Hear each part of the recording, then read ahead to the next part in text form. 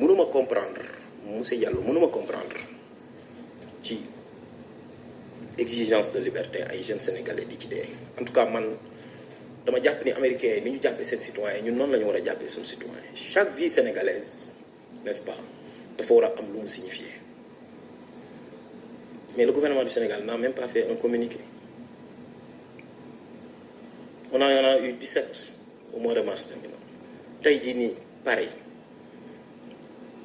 Aucun parquet n'a dit que voilà ouverture d'une information.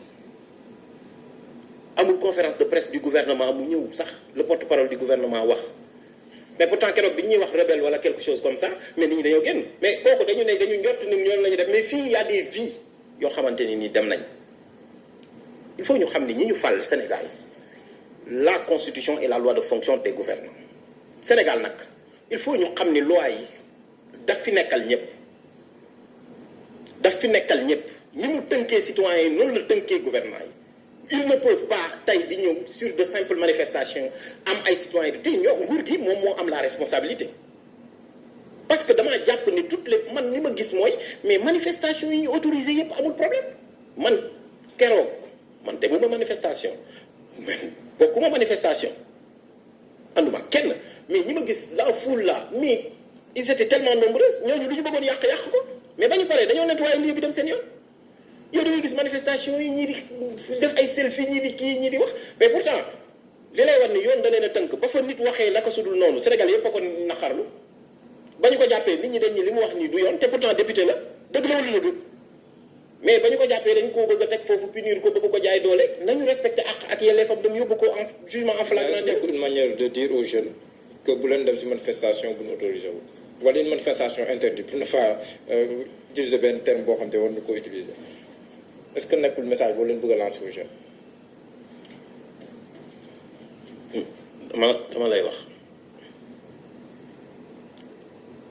su président Abdoulaye Wade toogoon ñu du xeex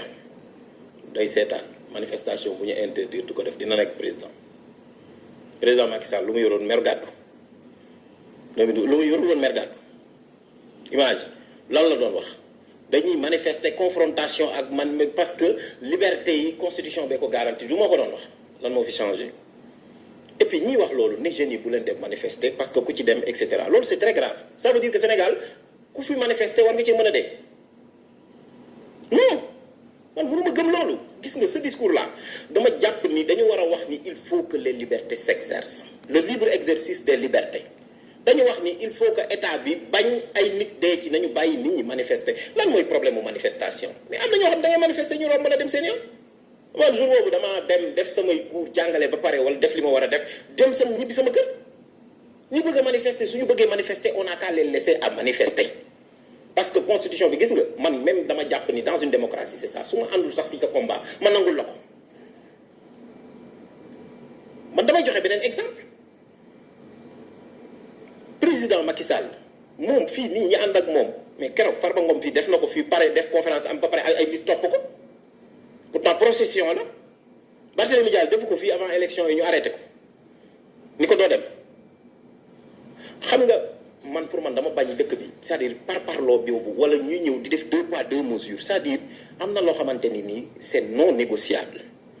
nous avons des droits et libertés fondamentaux yoo xamante ni nii man en tout cas dama gëm ni man loo yooyu droit dama ko gëm parce que texte constitutionnel bi man dama koy càmbar te moo tax virgule boo ci laal man ma tëb parce que boo ko laalee dinañ ni lii est-ce que luy jëmal kanam nit ñi la wala benn bi stop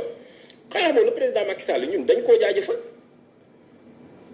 2016 dafa soumettre référendum constitution bi ñu ne lépp luy bien public wala dara kenn waratu ko toj loolu mu ngi ci constitution bi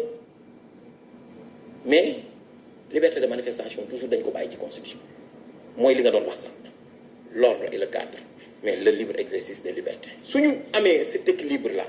man pour man amul problème mais France gilets jaunes yi da gis nga ni ñu doon def seen manifestation yi c'était tellement violent mais kenn mënu ko woon tere parce que dañu doon manifester pourtant état français da doon jéem a même souffrir pour ne serait-ce que donc voilà mais Sénégal fii ay manifestants yoo xamante ne ñoom bu ñu defee seen manifestation dañuy teg seen musique gars yi teg ay leader toog wax ku ne waxante et cetera yéen par exemple da ngeen di gis kenn sénégalais yi da ngay gis ay nit mer ba fut mais il suffit nga jox leen wax sa xalaat rek gars yi dañuy wax da ngay gis sax kenn dem ni waaye gis nga ni ma yàq président et cetera waaw li ma ko wax toog ci ataaya ji au moins am na lu mu génn ci dënnam da koy dalal. Barack Obama da daan wax ceci: vous voyez des gens là qui m'insultent dans ce pays et pourtant je suis obligé de l'accepter. Et le président de la République récemment moom mu ngi interdire ñoo xamante ni nii tey jii nii daf leen interdire ñu def seen liberté, mais moom liberté yooyu noonu moom mu ngi créer des rassemblements. Président Macky Sall bu mu demee Europe créer fa rassemblement jëlul ñoo xamante ni nii yéen ñi ngeen xam ni président Macky Sall waxul woon ni presse bi su mu paree élection locale décembre bi te deful point de presse boobu kii conférence de presse boobu muy def boobu ba tey la presse du Sénégal est derrière à tes trousses mu dem ñoo xam ni c'est des insulteurs. Et gis naa ni tey jii nii Cheikh Abdou Bara Dolly même bu nit ñi d'accordul ci li mu wax parce que man d'accorduma ci loolu parce que aussi nit discours politique dañ koy poliser respecter mais dañ koo jaay doole tey